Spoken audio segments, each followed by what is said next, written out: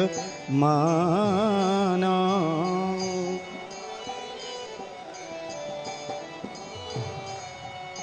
सुनो भाई हैया एक माना।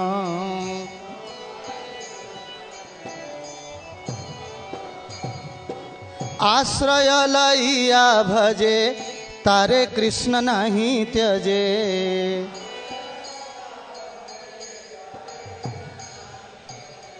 आश्रय लइया भजे तारे कृष्ण नहीं त्यजे।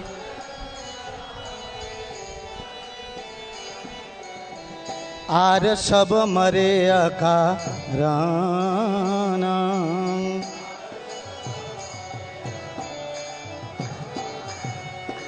आर सबे मरे अकाराना।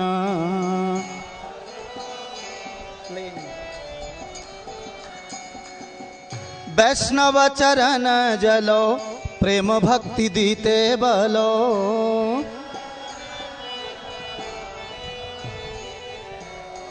वैष्णव चरण जलो प्रेम भक्ति दीते बलो।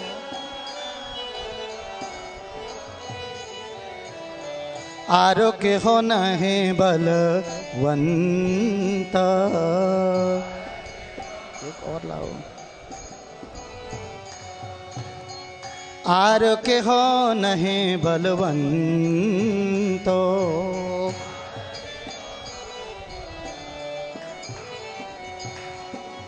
वैष्णव चरण रेणु मस्तक भूषण बीनु।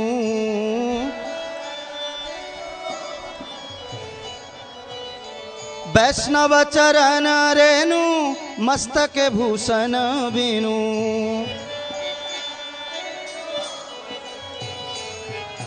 आर नाही भूषण रो अंतो।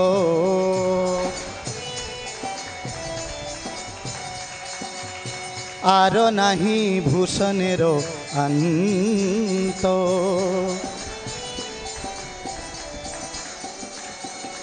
तीर्थ जल पवित्र गुने लिखिया छे पुराने।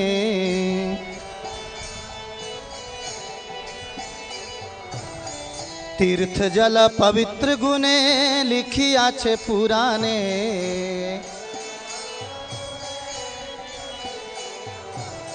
से सब भक्तिर प्रवंचन।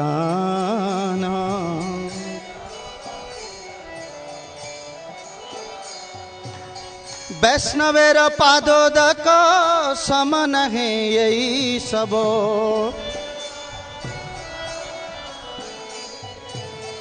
वैष्णवेर पादोदक समन ही यही सबो।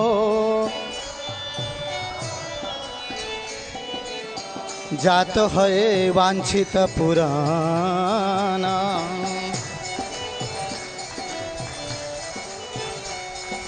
जाते है वांछित पुराना।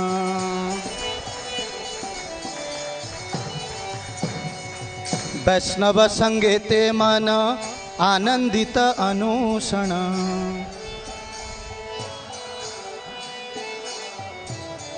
वैष्णव संगेते मन आनंदित अनुषण।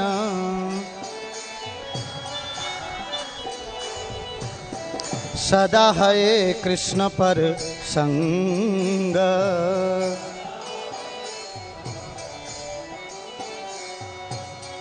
दीन नरोत्तम कांदे हिया धैर्य नहीं बाधे।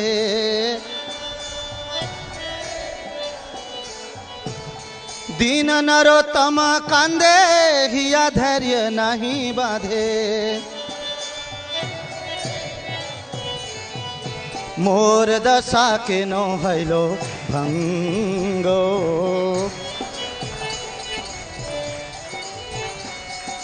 मोर दशा के नो हैलो भंगो।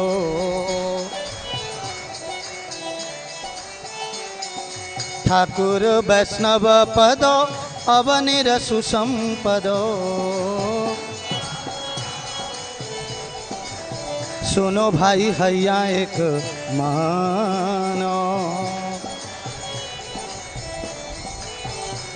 जय नरोत्तम ठाकुर, जय नरोत्तम ठाकुर, नरोत्तम ठाकुर, जय नरोत्तम ठाकुर।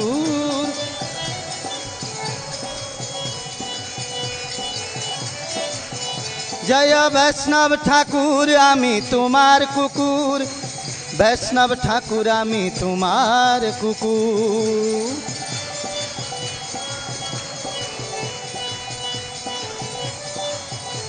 गुरुदेव गुरुदेव गुरुदेव, जय गुरुदेव।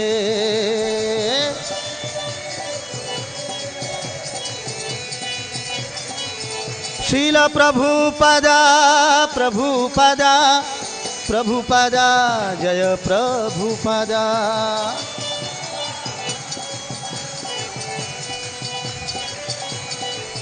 जय तुलसी महारानी, जय भागवत पुराण, तुलसी महारानी जय भागवत पुराण।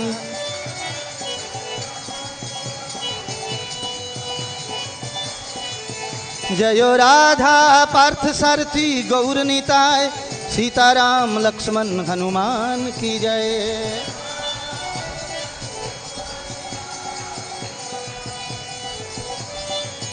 जयो प्रहलाद नरसिंह, जय प्रहलाद नरसिंह, तिरुपति बालाजी जय तिरुपति बालाजी।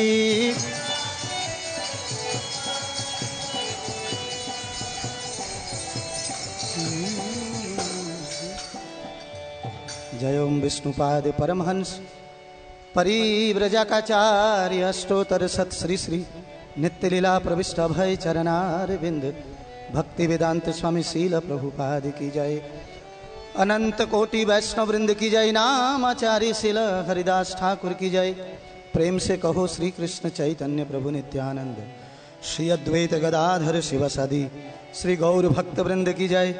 श्री रूप सनातन भट्ट रघुनाथ, श्री जीव गोपाल भट्ट दास रघुनाथ षड गोस्वामी प्रभु की जय। समवेत भक्त वृंद की जय। तुलसी महारानी की जय। श्रीमद् भागवत पुराण की जय। शील प्रभुपाद की जय। शिल गुरुदेव की जय। अनंत कोटि वैष्णव वृंद की जय। निताई गौर प्रेमानंदे। All glories to the assembled devotees, all glories to Shri guru and Gauranga.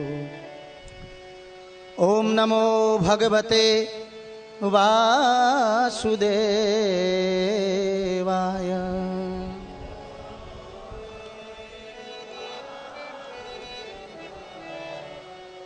ओम नमो भगवते वासुदेवाय।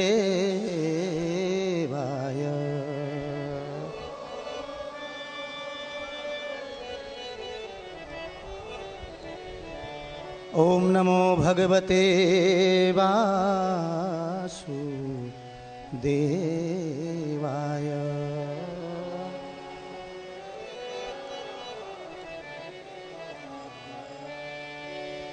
ओम अज्ञानतिमिरान्धस्य ज्ञानाञ्जनशलाकया चक्षुरुन्मीलितं येन तस्मै श्री गुरवे नमः। गुरवे गौरचन्द्राय राधिकाय तदालये कृष्णाय कृष्णभक्ताय तद्भक्ताय नमो नमः। भागवत तुलसी गंगाय भक्त जने चतुर्थ विग्रह कृष्ण यही चार सने। वृंदाय तुलसी देव्याय प्रियाय केशवस्य च कृष्ण भक्ति प्रद देवी सत्यवते नमो नमः। आराध्यो भगवान ब्रजेश तनयस तद्धामं श्री वृंदावनम। रम्यद काजिद उपासना ब्रजवधुवर्गेण या कल्पिता। श्रीमद् भागवत पुराणम् अमलं प्रेमा पुमार्थो महान्। श्री चैतन्य महाप्रभु इदं तत्रादरो न परः अन्यः। वाञ्छाकल्पतरुभ्यश्च कृपा सिन्धुभ्य एव च पतितानां पावनेभ्यो वैष्णवेभ्यो नमो। श्री कृष्ण चैतन्य प्रभु नित्यानंद, श्री अद्वैत गदाधर शिवसदि गौर भक्त वृंद की जय। हरे कृष्ण कृष्ण कृष्ण हरे हरे, हरे राम राम राम हरे हरे।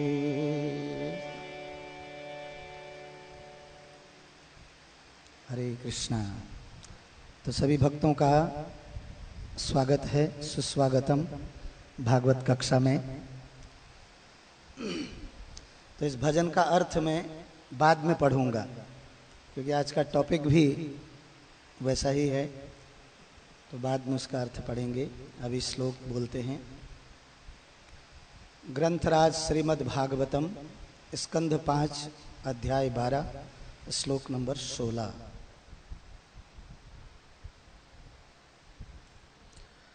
तस्मान्नरो असंग सुसंग जात,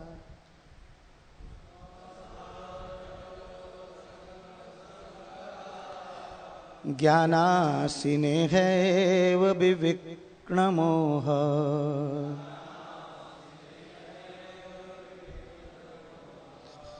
हरि तद इह कथन श्रुताभ्याम,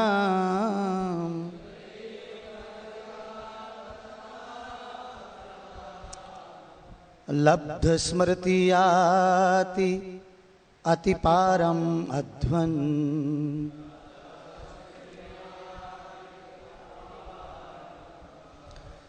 तस्मान्नरो असंग सुसंग जात, ज्ञानासिनेहैव विविक्नमोह।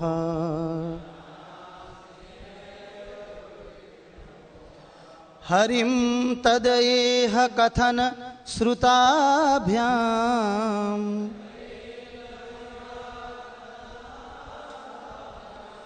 लब्ध स्मृतियाति अतिपारमध्वन।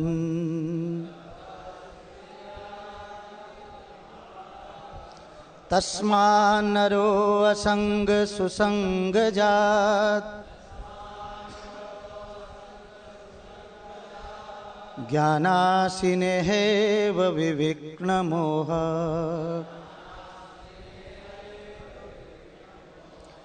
हरिं तदैह कथन श्रुताभ्याम,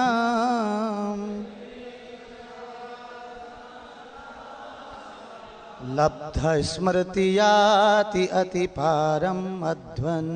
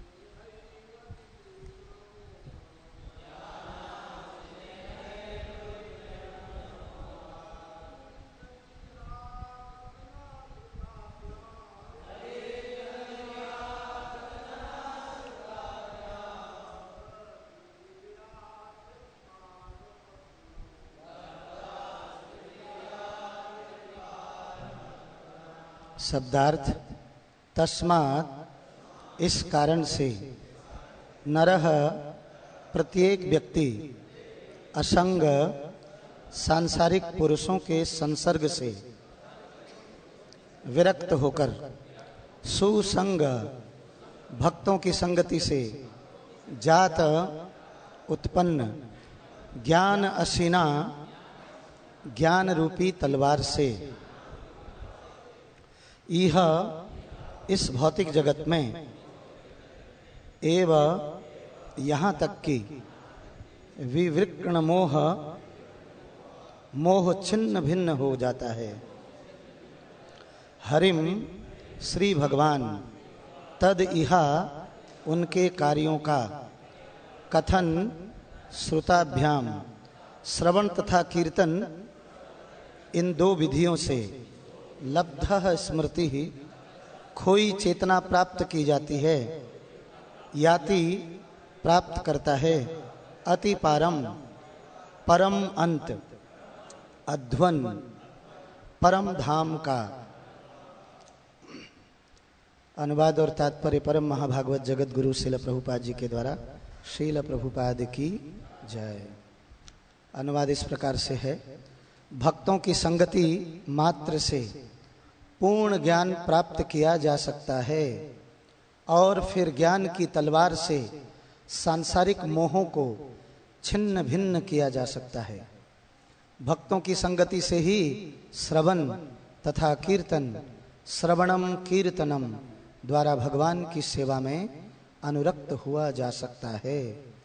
इस प्रकार सुप्त कृष्ण भावनामृत जागृत की जा सकती है और कृष्ण भावनामृत के अनुशीलन द्वारा इसी जीवन में परम धाम को जाया जा सकता है।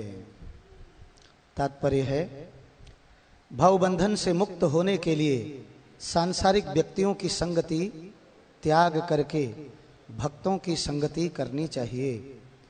इस संबंध में सकारात्मक तथा नकारात्मक विधियां बताई गई हैं।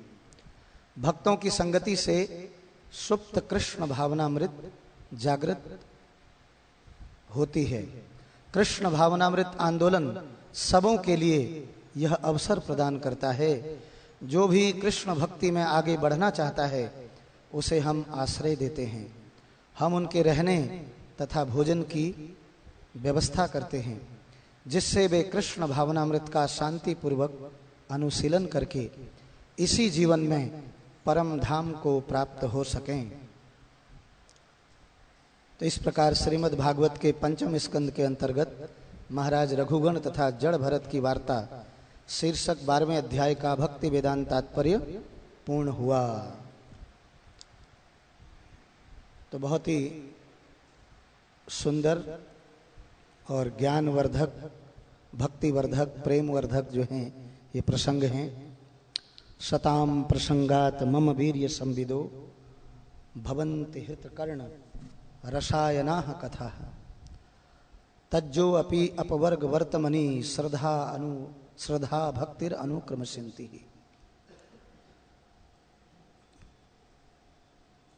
तो भक्तों के लिए जैसे कि भगवान भगवत गीता में कहते हैं मच्चितः मतगत प्राणा बोधयन्त परस्परम कथयन्तस्य माम नित्यम नित्य युक्त उपासते। मेरे भक्तगण आपस में मेरी कथा का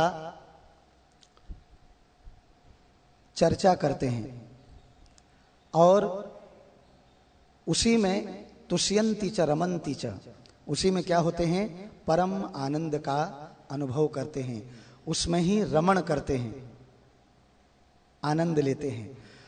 और उसमें ही नहीं उसी में सब कुछ है।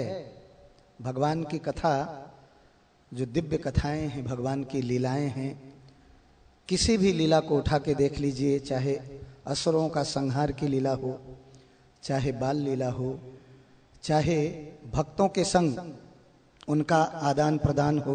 अपने भक्तों के लिए भगवान जो हैं सब कुछ करने को तैयार रहते हैं, सब कुछ। उनका यहाँ तक कि मलमूत्र भी साफ करते हैं। मेरे को भक्त माधव की घटना याद आ रही है। बहुत ही सुंदर उसका प्रसंग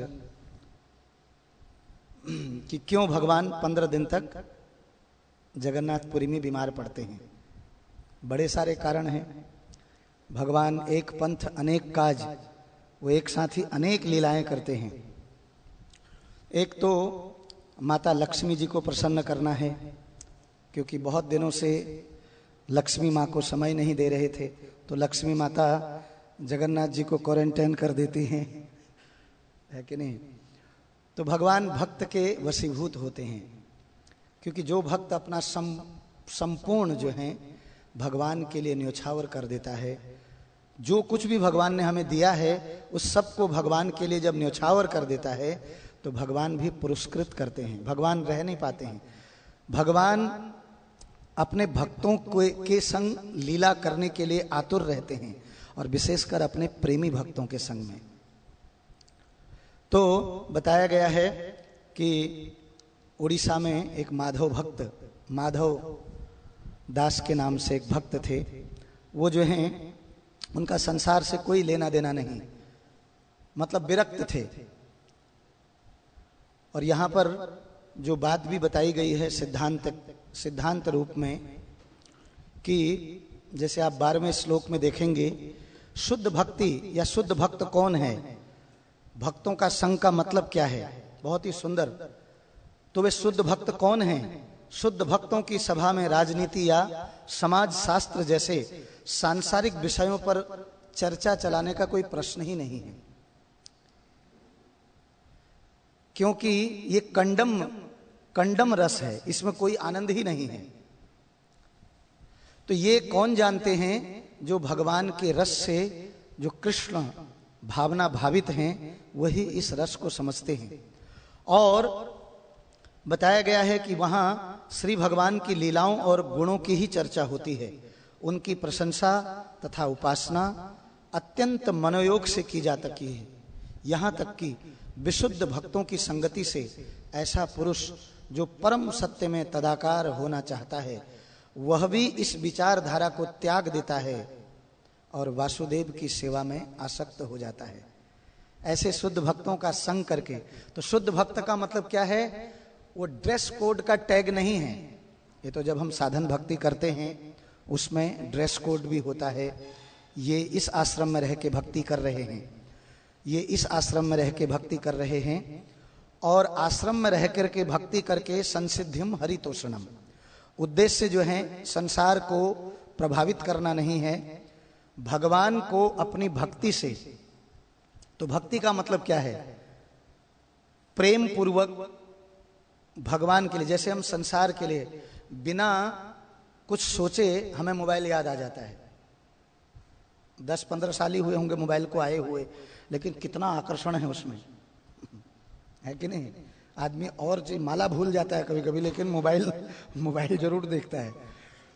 मोबाइल कॉन्शियसनेस, कृष्णा कॉन्शियसनेस की 24 घंटे मतलब मोबाइल हाथ में।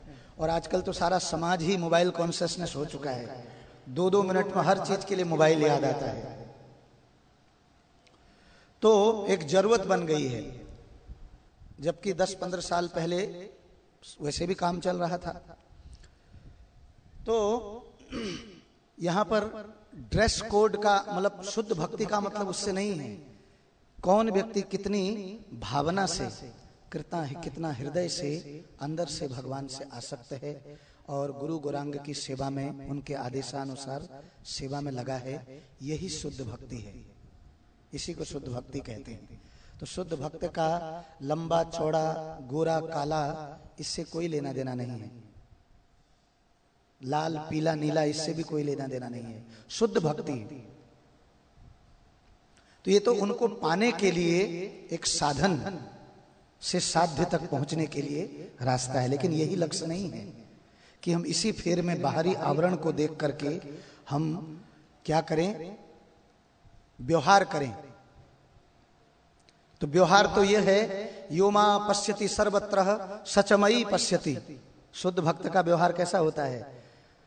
वो सब कुछ मेरा देखता है। सब प्रत्येक व्यक्ति, चाहे वो भिखारी हो, चाहे वो कौवे के योनि में हो, चाहे वृक्ष की योनि में हो, है कि नहीं। मेरे को याद आ रहा है एक दफा हम लोग इंडिया गेट में गए थे हरिनाम में, तो भक्त लोग क्या चर्चा, क्या प्रभु जी कितना सुंदर पेड़ों को कतर करके, मतलब काट काट करके कितना बढ़िया बना रखा है। अब मैंने कहा आपके कोई कान काट दे तो आपको अच्छा लगेगा? पेड़ को थोड़ी अच्छा लगा है, तुम तो अपनी खुशी के लिए उसको ऐसा बना रहे हो। तो भक्त जो है, शुद्ध भक्त वहां पर हरिनाम करेगा, एक माला करेगा उस वृक्ष के आगे जोर जोर से। उसको दुख लगेगा कि ये वृक्ष की योनि में कितने समय से है। यो मा पश्यति सर्वत्र सचमयी पश्यति, जो सब कुछ मेरा देखता है और सब में मुझको देखता है, वही वास्तव में देखता है। बाकी ये ब्राह्मण है, ये क्षत्रिय है, ये वैश्य है, द्वैते भद्रा भद्र सब ज्ञान मनोधर्म, यही भाल यही मंद सब भ्रम। तो इसका मतलब ये मायावादी फिलॉसफी नहीं कि मतलब कोई गलत है तो उसको गलत नहीं कहें, वो बात नहीं। एक शुद्ध भक्त की जो उत्तम अधिकारी होता है वो इस प्रकार से, तो ऐसे भक्तों की संगति मात्र से, उनसे सुनने मात्र से हमारे हृदय में भक्ति तुरंत जो है जागृत हो जाती है। भगवान के प्रति सेवा करने की जो रुचि है वो उत्पन्न हो जाती है, क्योंकि उनका हृदय जो है वो निष्काम है। वो भगवान की सेवा के अलावा 24 घंटे उनको अन्य किसी चीज से। तो यदि हम प्रभुपाद जी की सेवा में लगे रहते हैं, गुरु गुरांग की सेवा में लगे रहते हैं, और प्रभुपाद जी ने जो ये दिया है सब कुछ साधना, इसको करते हैं, तो निसंदेह है शुद्ध भक्त केवल प्रहलाद जी के लिए ही थोड़ी है। शुद्ध भक्त का मतलब आपके लिए भी वो पद रिक्त है, वो सबके लिए खाली है। वो केवल शुद्ध भक्त मतलब केवल हनुमान जी ही शुद्ध भक्त नहीं जी, हम सबके लिए प्रत्येक व्यक्ति शुद्ध बन करके भगवान की सेवा करे। तभी तो भगवान, क्योंकि शुद्ध भक्ति और शुद्ध नाम, यही तो श्री कृष्ण आकर्षणी, कृष्ण को आकर्षित करती है। और जब कृष्ण आकर्षित होते हैं तो भगवान तब जो है अपने भक्त से बंध जाते हैं, और तब ये ऐसी लीलाएं घटती हैं। कैसी? माधव दास जी के संग जो घटी है, तब ऐसी लीलाएं घटती हैं। तो ये माधव दास जी जो हैं, इनका संसार से कोई लेना देना नहीं है। अकेले बैठे बैठे भजन क्रिया करते थे, नित्य प्रति जगन्नाथ भगवान का दर्शन करते थे, उन्हीं को अपना सखा मानते थे, भगवान के संग खेलते थे, और भगवान इनके संग अनेक लीलाएं करते थे। और कभी कभी तो इनको चोरी की लीला भी सिखाते थे। अब सखा है ना, बोलते थे आज मेरा पके हुए कटहल को खाने का मन कर रहा है। बोले प्रभु आपके लिए क्या कमी है, आप इच्छा कीजिए सब हाजिर हो जाएगा। बोले इच्छा नहीं करनी है, आज खुद तोड़ना है। और खुद तोड़ने के लिए और क्या बोलते हैं, बोले तुम ऊपर जाकर के ना फेंको और मैं नीचे जो है देखूंगा कोई आ तो नहीं रहा है। राजा के बगीचे में घुसे थे वहां के, और जब तड़तड़ करके सारे कटहल नीचे फेंके, भगवान वहां से गायब हो गए। अब तब तक राजा के सैनिक इनको पकड़ लेते हैं और इनको वहां ले जाते हैं। तो राजा जानते थे ये तो माधवदास भक्त हैं और इनकी महिमा जानते थे। वो बोलते हैं आपको ऐसा करने की क्या जरूरत है आपको? बोलते हैं मैं तुम्हें क्या बताऊं, मेरा जो सखा है ना वो बड़ा नटखट है, मैं तुम्हें क्या बताऊं। अब उन्होंने, तुम मानोगे नहीं मानोगे, जगन्नाथ तुम्हारे साथ थे और चोरी कराई और वहां से गायब हो गए अपना, है कि नहीं? तो फिर भी उन्होंने बताया। तो राजा ने अगले दिन जो है सारे हाई बढ़िया एकदम क्वालिटी के कटहल जो है तोड़ के उनको, उनके अंदर का बहुत सुंदर होता है जो पका हुआ, उसको भगवान के लिए भेजा। लेकिन भगवान बोलते हैं माधव, वो जो कल तोड़ करके जो तुम खिला रहे थे ना, वो उसमें बड़ा ज्यादा आनंद था। ये आज इतना आ गया क्योंकि फ्री फंड का माल ज्यादा आ जाता है तो लोग कदर नहीं करते हैं उसकी। बोले इसका, बोले जो मेहनत करके हमने वहां से लिया उसमें परम आनंद। तो भक्त माधवदास जी अपनी मस्ती में मगन रहते थे। मस्ती में मतलब भगवान का नाम लेते हुए, भगवान की कथा सुनते हुए और उनका दर्शन करते हुए सदा रोते रहते थे। और इस प्रकार से एक बार क्या हुआ, इनको अतिसार की बीमारी यानी कि उल्टी दस्त की बीमारी का रोग हो गया। इतने दुर्बल हो गए कि उठ और बैठ भी नहीं सकते थे, क्योंकि जो खाते थे वो सब निकल जाता था। पर जब तक कि इनसे ये बना, जब तक बन पाया, अपना काम स्वयं करते थे। इनका ये भी था कि इनके बहुत सारे इनसे प्रभावित होते थे शिष्य लोग, लेकिन उनसे किसी से सेवा भी नहीं लेते थे। शुद्ध भक्त का एक ये भी गुण है कि वो सेवा भी नहीं लेता है किसी से। वो सेवा नहीं, वो सोचता है प्रत्येक जीव कृष्ण का है। तो ऐसी उच्च दशा हो जाती है। कहते भी है ना, एक उदाहरण है, बड़ा वो है जो अपने सामने बैठे हुए व्यक्ति को छोटा महसूस नहीं होने दे। जैसे कोई प्रणाम करता है, ठीक है कि नहीं, या कोई और चीज, तो एक भक्त जो है वास्तव में जो योमा पश्यति, वो बोलेगा ये तो प्रभु का दास है, और मेरे को, मैं प्रभु की शरण में हूं, इस वजह से प्रभु को उस समान रूप से इज्जत दे रहा है। तो वो उसको भी उत्तम हैया अपना के अधम माने। तो ये स्वाभाविक गुण हैं, ये लाने नहीं पड़ते हैं। ये स्वाभाविक जो हैं, वो व्यक्ति दूसरे को, किसी को भी, यहां तक कि भक्त नहीं भी बना है, उसको छोटा महसूस नहीं होने देगा। बल्कि भक्त लोग यहां तक भी, आपने देखा होगा, शुद्ध भक्त बच्चे की तरह भी, वो पता चला नया भक्त आया है और वो सोच रहा है कि ये तो इतने बड़े हैं, इनको कैसे बात करें। बोलता नहीं, बोलो बोलो, बिल्कुल, मैं भी तुम्हारी तरह था पहले, मेरे से भी नहीं बोला जाता था। तो वो एकदम फ्री हो गया, एकदम उनसे बात करने में, है कि नहीं। तो जब बात करने में कोई व्यक्ति फ्री महसूस करेगा, तभी तो अपने मन की उड़ेलेगा वो। और किसी को समझना है तो पहले उसको पूरा बोलने दो, उसी में उत्तर हो जाएगा एक लाइन में। जो पूरा बोल देगा ना वो, तो एक लाइन में आंसर हो जाएगा, ज्यादा आपको बोलने की जरूरत ही नहीं पड़ेगी, क्योंकि आप उसको समझ गए। अभी बोले भी नहीं, सुना भी नहीं, उससे पहले ही चुप करा दिए, तो फिर आगे बोलेगा नहीं, बोलेगा कि वो सुनते नहीं है, सुनाएंगे नहीं, वो कुछ बोलेंगे नहीं, आगे कुछ होगा नहीं, आदमी सुनेगा ही नहीं फिर। तो शुद्ध भक्त का लक्षण, वो अपने सामने वाले व्यक्ति को, कोई हो, उसको छोटा महसूस नहीं होने देता है। वो इसलिए भी महसूस नहीं होने देता है, प्रभु का जीव है, केवल भगवान से दूर होकर के ये सब कर्म कर रहा है।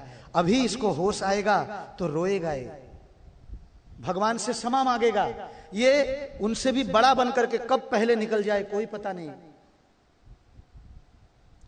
तो ये भावना हमेशा मन में एक प्रचारक की और एक भक्त की जरूर रहनी चाहिए। तो कोई कहता, महाराज माधव प्रभु हम आपकी सेवा कर देते हैं, तो वो बोलते थे, नहीं, मेरे तो जगन्नाथ जी हैं, वही मेरी रक्षा करेंगे, बस मैं अपने आप कर लूंगा, मेरे कपड़े धोने की जरूरत नहीं है। ऐसी दशा में जब उनका रोग बढ़ गया तो उठने बैठने में भी असमर्थ हो गए, और बहुत दिनों से फिर वो कुछ खाए भी नहीं, तो और ज्यादा अचेतन अवस्था में पहुंच गए। तो तब एक दफे मूर्छा में जो है सो गए, बिल्कुल मूर्छा में एकदम मूर्छित हो गए।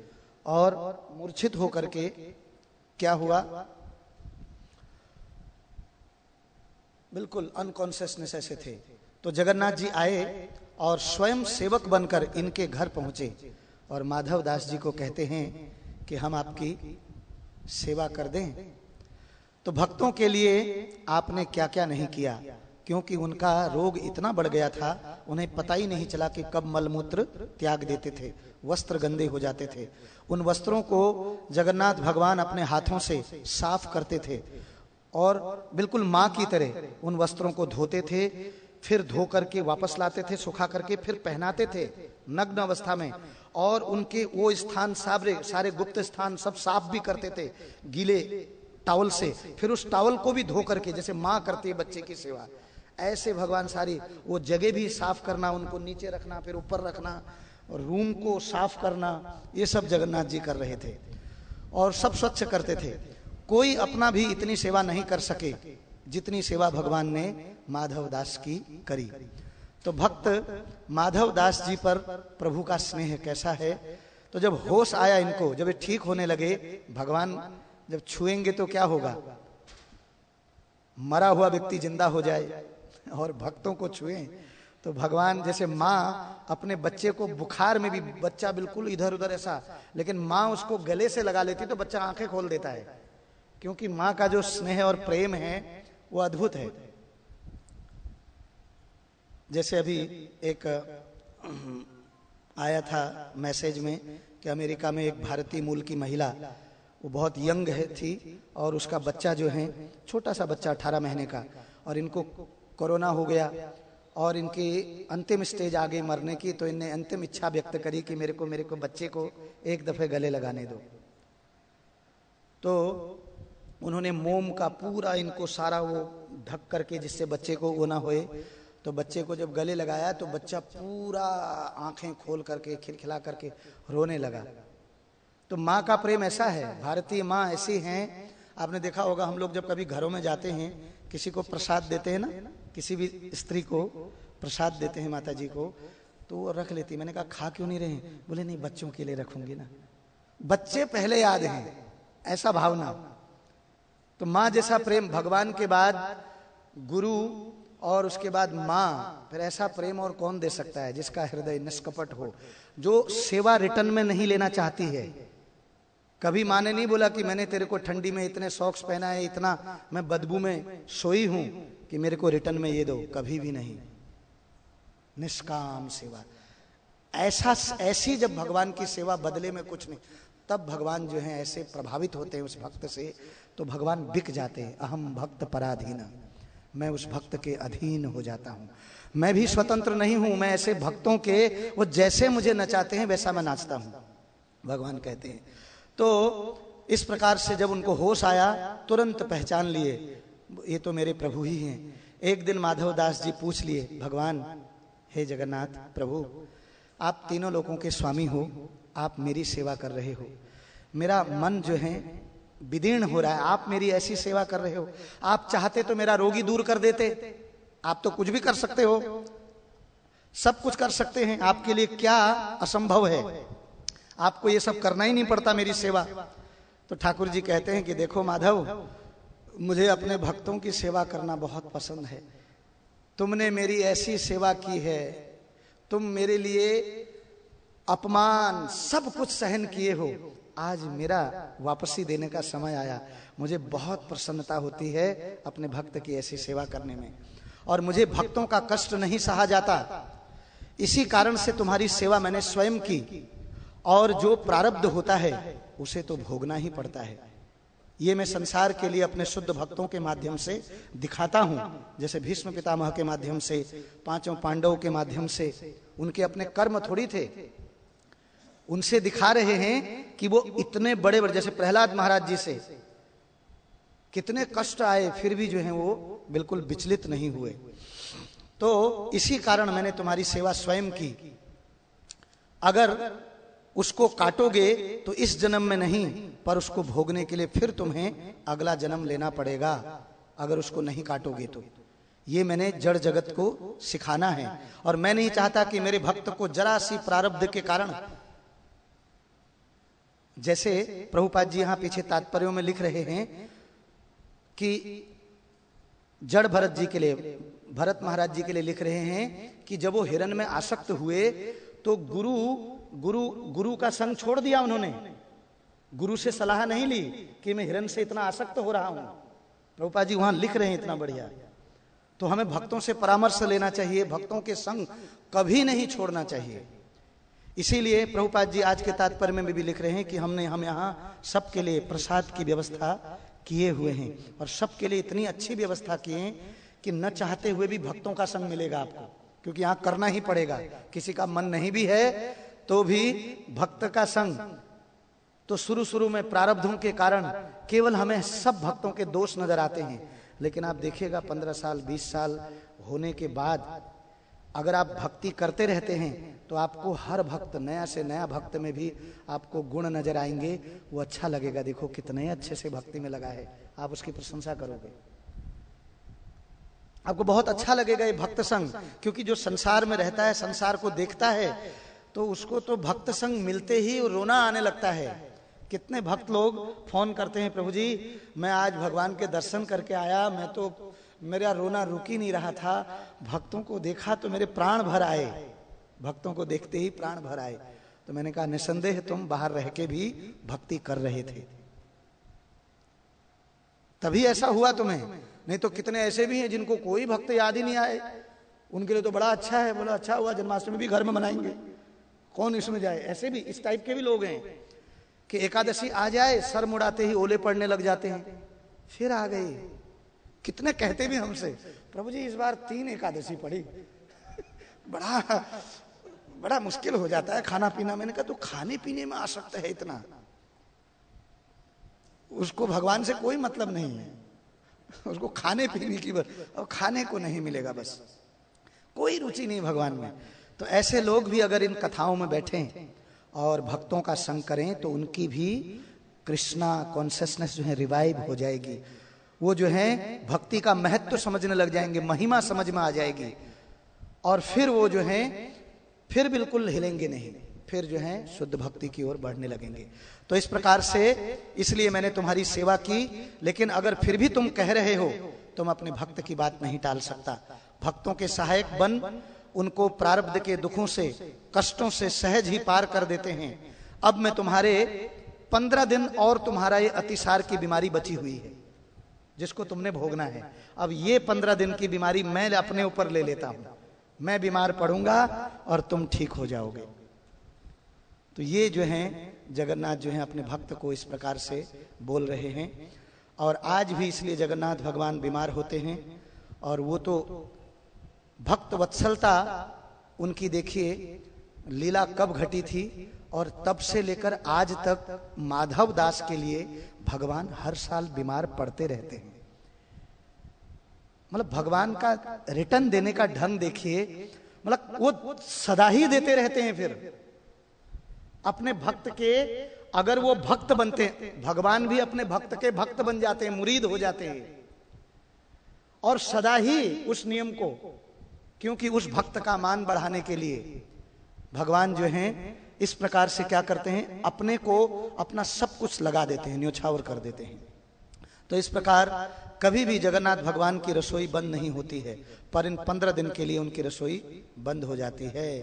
तो भगवान को 56 भोग नहीं खिलाए जाते, बीमार पड़ जाते हैं तो आगे तो वो काढ़ा क्या क्या क्या पिलाया जाता है, ये सब बात है।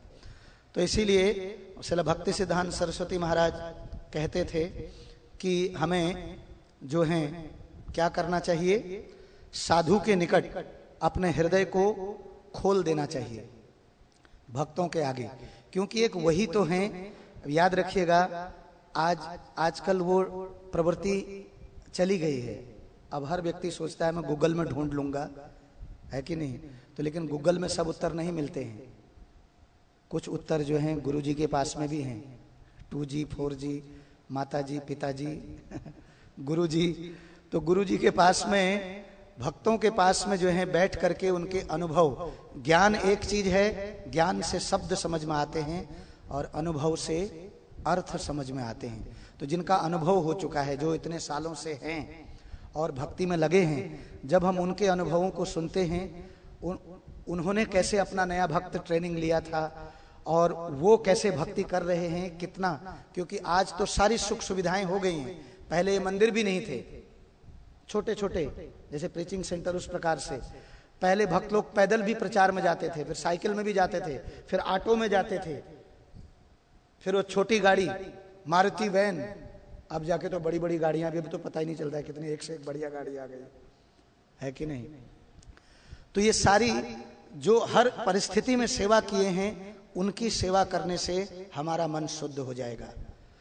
और भक्त कभी भी अपनी सेवा नहीं कराना चाहता है, ये तो व्यक्ति की वो निष्ठा, वो भावना देख करके तब फिर वो बोल सकता है कि ठीक है ये करना है तो कर लो। फिर ऐसे सेवा कोई नहीं लेता है, वो सेवा लेने का मन भी नहीं करेगा।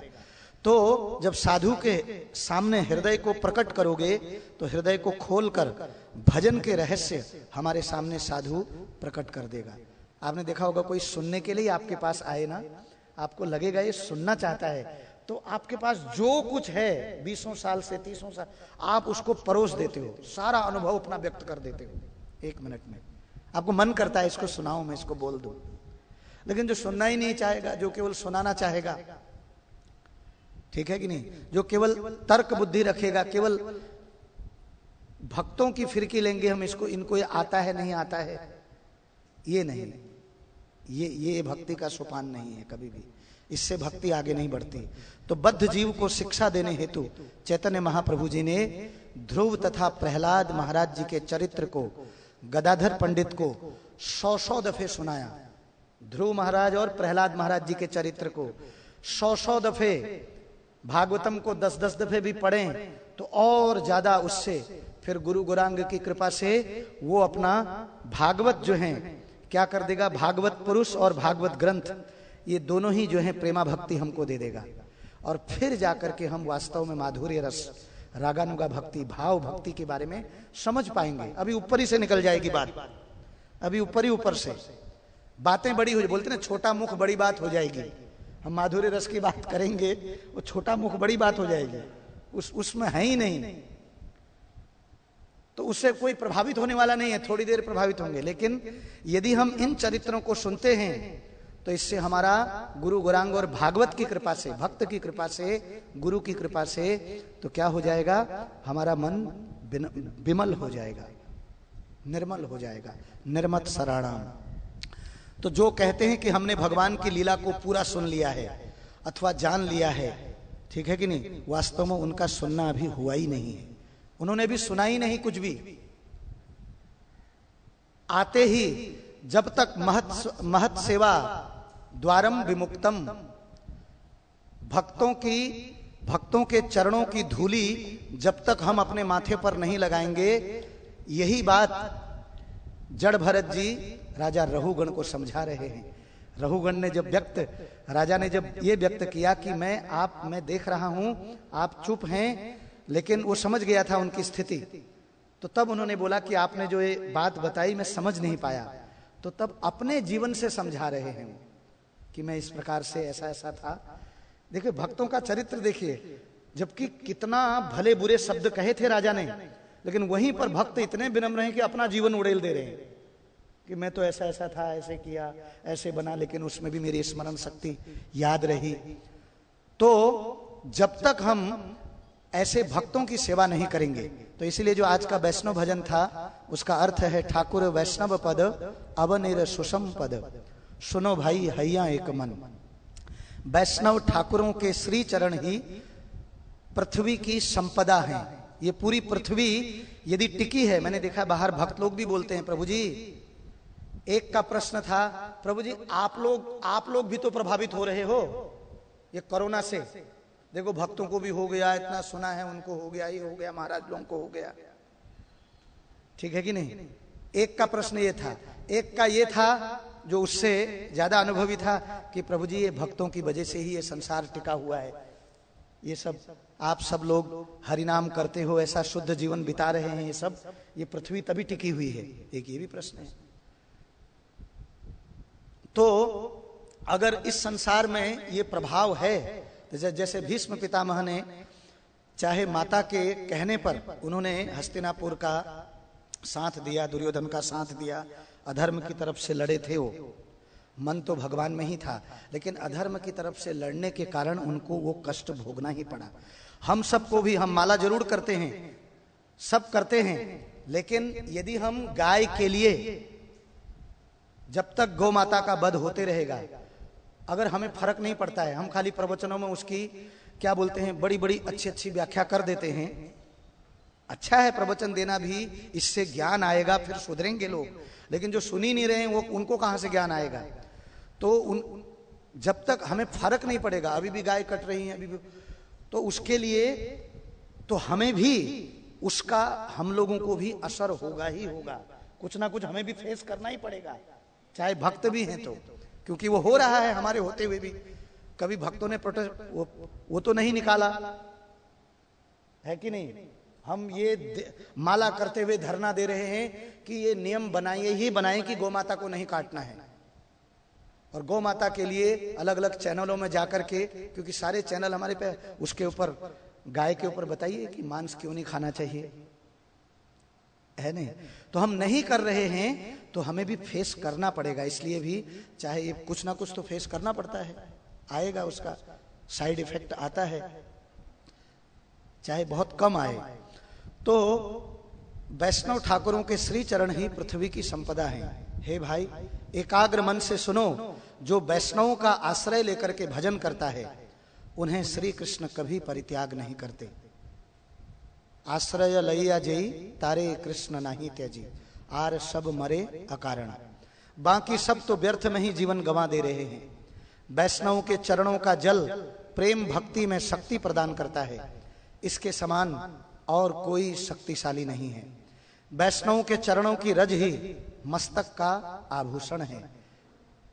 बिना भक्तों के चरणों की रज अपने माथे से लगाए बिना कोई भी व्यक्ति, इसका मतलब है बिना महत की सेवा की, बिना भक्तों की सेवा किए। भक्तों की सेवा कैसे है? प्रसाद सर्व करना, भक्तों की पर्सनल सेवा भी है, भक्तों के मुख से सुनना, उनको क्या चीज पसंद है वैसा करना, है कि नहीं? तो इससे भक्त प्रसन्न हो जाते हैं।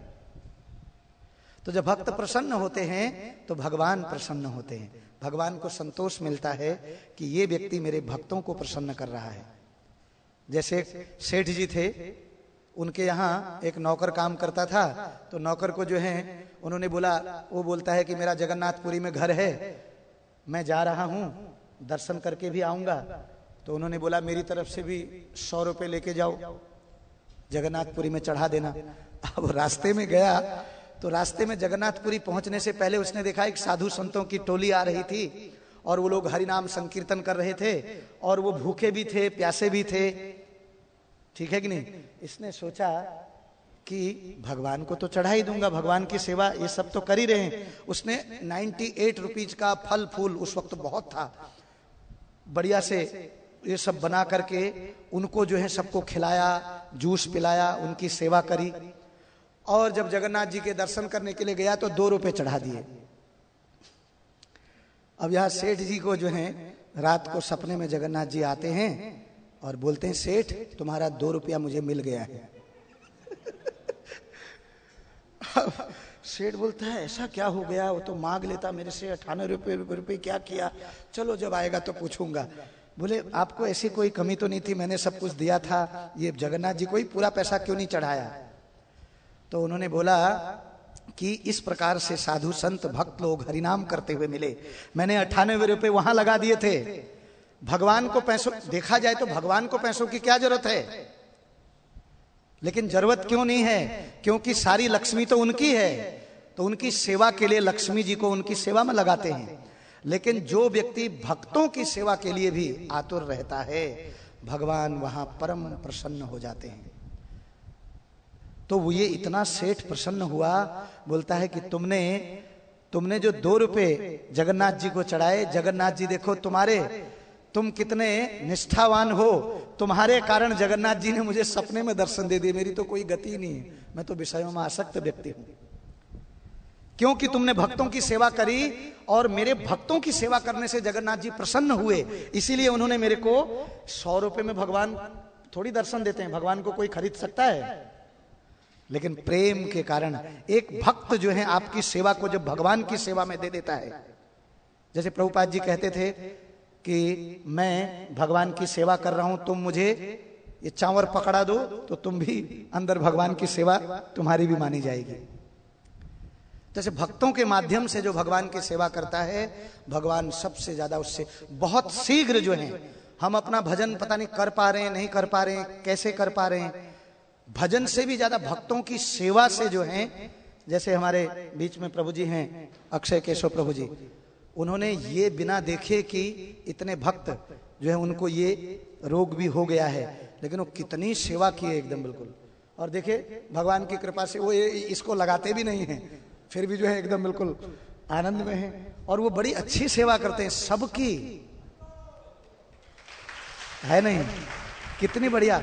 और वहां तक नहीं, हम लोग वो एक आध वो कुछ बिल वो करना था, मेरे बिल के लिए भी वो महीने भर तक जूझते रहे।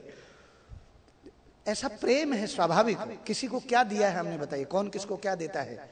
सब यहां आकर के कोई कहां से आया, कोई कहां से, लेकिन अगर किसी का भक्तों से ऐसा प्रेम है तो वो व्यक्ति जीवन मुक्त है, वो जीवन मुक्त सदाए भाग, वो जीते जी जो है मुक्त व्यक्ति है वो। तो ऐसे भक्तों की सेवा करने के लिए स्वयं भगवान जो हैं तैयार रहते हैं।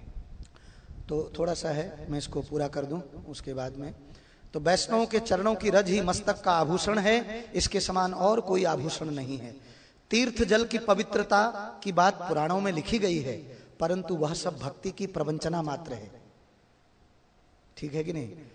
तीर्थ में जाकर के भी कोई व्यक्ति भक्तों का संग नहीं करता है, खाली स्नान करने जाता है, श्रवण करने नहीं जाता है, साधु संग करने, तो उसको भी गधा और गाय के समान बता रखा है, जो खाली स्नान करके आ जाते हैं, सुनते नहीं उनसे, भक्तों की सेवा नहीं करते हैं। भगवान भक्त मेरे मुकुटमणि, मैं भक्तन को दास, जो भक्तों की सेवा करे वही है खास, बाकी सब उदास। तो वैष्णव का जो चरण धौत जल है उसके समान कोई भी नहीं है, क्योंकि यह सभी प्रकार के मनोअभिष्टों को पूरा करने वाला है। वैष्णव के संग में मन हमेशा आनंदित रहता है, क्योंकि उनके साथ रहने से कृष्ण प्रसंग चलता रहता है। श्री नरोत्तम दास ठाकुर जी रोते रोते कहते हैं, अब मैं और धैर्य धारण नहीं कर पा रहा हूं, मेरी ये स्थिति क्यों भंग हो गई। ये शिक्षा हमारे लिए, उनकी थोड़ी स्थिति भंग हो गई, जिनके लिए गंगा जी में प्रेम रख के जा रहे हैं गौरांग महाप्रभु, जो प्रेम से भरे हुए हैं, जो वैष्णव की ऐसी महिमा करता है, उसका उनके अंदर कैसी भक्ति होगी। लेकिन ये हमारी स्थिति भंग हुई है कि हमें वैष्णव शत्रु जैसे लगते हैं, वैष्णव आंख के झाड़ लगते हैं। तो जो वैष्णव को आंख का झाड़ देखता है, भगवान के लिए वो व्यक्ति आंख का झाड़ है, भगवान उसे कभी प्रसन्न। तो इसीलिए कहते हैं भागवत तुलसी गंगाए भक्त जने, चतुर्धा विग्रह कृष्ण यही चारी सने। चैतन्य भागवत में बता रखा है, भगवान कहते हैं मैं साक्षात भागवत में उपस्थित हूं, तुलसी जी में उपस्थित हूं और अपने भक्तों में उपस्थित हूं। तुम्हारे हृदय सदा गोविंद विश्राम, साक्षात गोविंद को ढोते हैं भगवान लाइव। और गंगा जी में भी मैं साक्षात, मैं जो है इस पृथ्वी में भी मेरा आप क्या कर सकते हो, इस प्रकार मेरा साक्षात अनुभव कर सकते हो। तो यहां पर जो है राजा रघुगण को जड़ भरत जी जो है यही समझा रहे हैं कि भवबंधन से मुक्त होने के लिए सांसारिक व्यक्तियों की संगति त्यागनी होगी और महत सेवा। सांसारिक व्यक्तियों की संगति क्यों त्यागनी है? उनके ऊपर दया दिखानी है, उनके ऊपर कृपा का भावना रखना है, ईर्ष्या वाला भाव नहीं, घृणा वाला भाव नहीं, लेकिन दया वाला भाव। लेकिन सेवा करनी है और संग करना है किनका? भक्तों का, जो भगवान से अटैच्ड हैं, जिनका जीवन लक्ष्य भगवान है, जो भगवान के लिए जी रहे, भगवान के लिए उठ रहे, भगवान के लिए सब कुछ, सारे व्रत उनके रखे हैं जो। ठीक है, तो यही पर मैं अपनी वाणी को विराम देता हूँ। बहुत बहुत धन्यवाद। आशा करता हूँ कि आप सबको समझ में आया होगा। कोई त्रुटि रही होगी तो क्षमा कीजिएगा। कोई कुछ कहना चाहता हो या प्रश्न हो तो बोल सकते हैं एक आध। तो प्रभु जी कुछ बोलना चाहते हैं तो बोल दीजिए। हरे कृष्णा, धन्यवाद। तो अध्याय के अंत में जो प्रभुपाद ने शब्द लिखे हैं अंग्रेजी में, तो संस्कृत में भी वो पुस्तिका होती है जो इसमें नहीं है, लेकिन मेरा सुझाव है कि होना चाहिए। इति श्रीमद् भागवते महापुराणे पारमहंस्याम संहितायाम पंचम स्कंधे ब्राह्मण रघुगण संवादे द्वादशोध्याय। कि ये श्रीमद् भागवत है तो पहली विशेषता है महापुराण है, दूसरी विशेषता है परमहंस संहिता है, परमहंसों की संहिता है, और फिर तीसरी विशेषता है पंचम स्कंध है, फिर चौथी विशेषता है ब्राह्मण रघुगण संवाद है, और पांचवी विशेषता है 12वां अध्याय। इस प्रकार से समाप्त हुआ। तो आज के श्लोक में अगर हम देखें कि भक्ति का जो क्रम है वो किस प्रकार से है, सबसे पहले है असंग। तो भक्ति में सबसे पहले असंग का धरातल होता है, फिर सुसंग, फिर सुसंग का धरातल है, और उसके बाद फिर ज्ञानासिना, ज्ञान की तलवार जो है फिर प्राप्त होती है, तीसरा। फिर विविक्रण मोह, उस तलवार के द्वारा आप मोह के बंधन को काटते हैं। उसके बाद फिर तदीहा कथन सुधाभ्याम, फिर भगवान की कथाओं का कथन और श्रवण आप करते हैं, और फिर उसके बाद स्मृति प्राप्त होती है। तो वो स्मृति जो आती है भगवान की, उससे आप संसार रूपी जंगल को पार करके आप भगवान के घर जाते हैं, भगवान के धाम जाते हैं। तो यहाँ पर रूप गोस्वामी ने जो भक्ति रसामृत सिंधु में जो भक्ति का क्रम बतलाया है, तो वो सबसे पहले श्रद्धा बताया है, पहले श्रद्धा होनी चाहिए। तो यहाँ पर बताया असंग। तो श्रद्धा का मतलब असंग, इस संसार की प्रजल्पा को छोड़ करके आपके अंदर श्रद्धा पैदा होती है कि मुझे कुछ संगति करनी चाहिए, शास्त्रों में जो बातें बताई मेरे कल्याण के लिए है। तो असंग का मतलब है वो श्रद्धा। फिर उसके बाद है सुसंग। तो श्रद्धा के बाद साधु संग, तो आप साधु को संग करते हैं। फिर साधु संग के बाद ज्ञान की तलवार प्राप्त होती है, यानी आपको दीक्षा प्राप्त होती है और आपको कुछ नियम प्राप्त होते हैं जिससे आप मोह के बंधन को आप काट पाते हैं। उसके बाद भजन क्रिया होती है। तो यहाँ कहा है कि तदीहा कथन सुधाभ्याम, कि भगवान की लीलाओं का श्रवण और कीर्तन चलता है, तो ये भजन क्रिया है। और फिर इस भजन क्रिया से फिर अनर्थ निवृत्ति होते हैं, आपके अनर्थ हैं वो सब दूर होते हैं। तो क्या प्राप्त होती है? स्मृति प्राप्त होती है। तो वो स्मृति ही जो है, हरि स्मृति ही जो है एक सबसे अंतिम जो चीज़ है, जो कि आपको ले जाएगी संसार रूपी जंगल के पार ले जाएगी और भगवान के घर में ले जाएगी, भगवान के धाम में ले जाएंगी। तो पिछले श्लोक में भरत, जो जड़ भरत है, वो बताते हैं वो मुझे स्मृति प्राप्त हुई थी कृष्णार्चन प्रभुआ, कृष्ण की पूजा के द्वारा उत्पन्न हुई थी वो स्मृति। ले और हरिण के शरीर में भी वो स्मृति नहीं गई है, और उसी स्मृति के प्रभाव से अब मैं जो है बिल्कुल अकेला रहता हूँ। तो रघुगण को अब जो है जिज्ञासा हुई कि मुझे क्या करना चाहिए।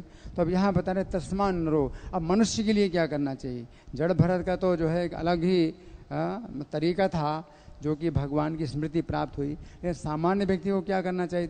तो सामान्य व्यक्ति के लिए आज के श्लोक में जो अंतिम श्लोक है इस अध्याय का, वो जो है निष्कर्ष बतला रहे हैं कि भक्ति का जो क्रम है वो श्रद्धा, साधु संग, भजन क्रिया, अनर्थ निवृत्ति, इस प्रकार से क्रम से आपको क्या प्राप्त होगी, स्मृति प्राप्त होगी, और जिससे संसार जंगल को पार करके आप भगवान के धाम पहुँचेंगे।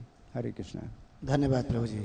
ग्रंथराज श्री श्रीमद् भागवत महापुराण की, श्रीमती तुलसी महारानी की, श्रील प्रभुपाद की, समवेत भक्त वृंद की, निताई गौर प्रेमानंदे। हरि हरि बोल। हरे कृष्णा हरे कृष्णा।